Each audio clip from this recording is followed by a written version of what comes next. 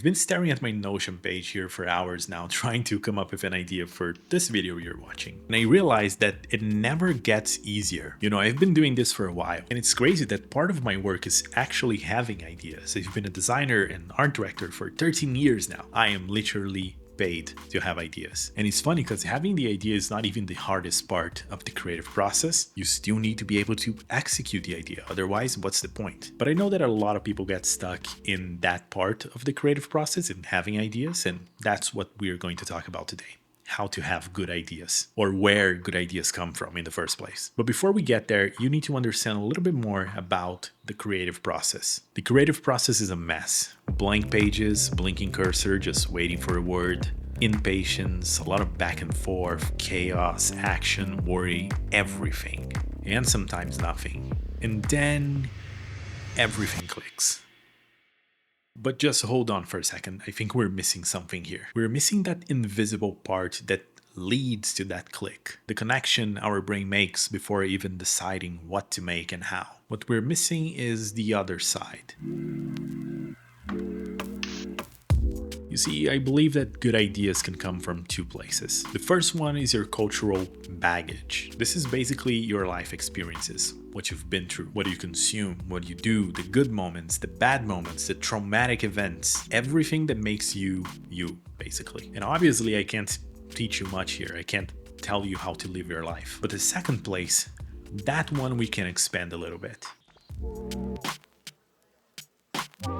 Every good idea you ever saw in your life came from people who had great references. And I'm talking music, art, cinema. So every now and then we're hit with ideas that bend culture. Think of the Lord of the Rings fantasy, the Star Wars movie, or a band like Black Sabbath, or artists like Basquiat and Da Vinci. There's almost a before and after effect when it comes to them. And you can't help but wonder, how did they come up with such great ideas? So let's think about this. Take a movie like The Matrix, for example. Everyone knows The Matrix. It's part of our culture now. And when you watch it for the first time, you may think that they have some very original ideas going on. But a lot of what we know and love about The Matrix actually comes from the anime Ghost in the Shell. And that was launched only a few years before The Matrix, by the way. Their themes of identity, consciousness, and what makes someone human are basically the soul of the Matrix. But if you dig one level deeper, you will end up discovering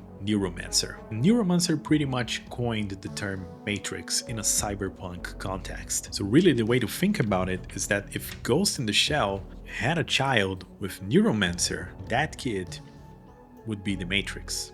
But there is more. If you keep digging long enough, you find out that the reason why the Matrix has so much kung fu inspired fight scenes is because they hired the same choreographer from the movie Drunken Master in the 70s, which is this guy right here. So as you can see, the incredible work done in The Matrix is actually pulling from multiple different places, from anime to novels to Asian cinema. And this is all to tell you that ideas can come from the most unexpected places, and that sometimes all you need is look for inspiration in random places and step away a little bit from your creative fixation on certain problem and just let your mind breathe a little bit. And when I am stuck on an idea like this one, this is exactly what I do. I intentionally remove myself from the context and just go for a short walk, for example. And that simple walk around the block can do wonders for my imagination. Or perhaps I go watch something that's completely unrelated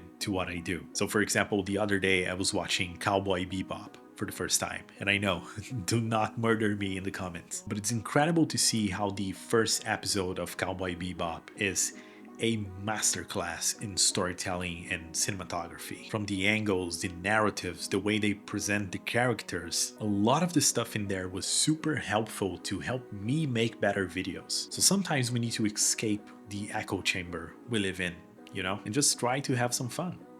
And experience something new, however minimal that may be. And another very important note I want to share is that you can only access your ideas when you're well rested. Especially if you're someone like me who still works a 9 to 5 and creates on the side, we have limited time and the stress buildup from the week can really carry out into the weekend and into what you want to do on the side. So you really need to prioritize sleep as much as you can and try not to stress as much. And I know that's freaking hard. It's a challenge for me too. But you have to, because if you're too tired, ideas just won't come out. Like, you can't force it. So when I'm having like a bad day or I'm super tired, instead of forcing it, I just go do something else completely unrelated. Or you can pick up a book, for example, especially a fiction book. But seriously, there's nothing like a good fantasy story that puts me in the mood for creativity. But perhaps if you're not so much of a reader, maybe don't start with Lord of the Rings, because look at the size of this shit.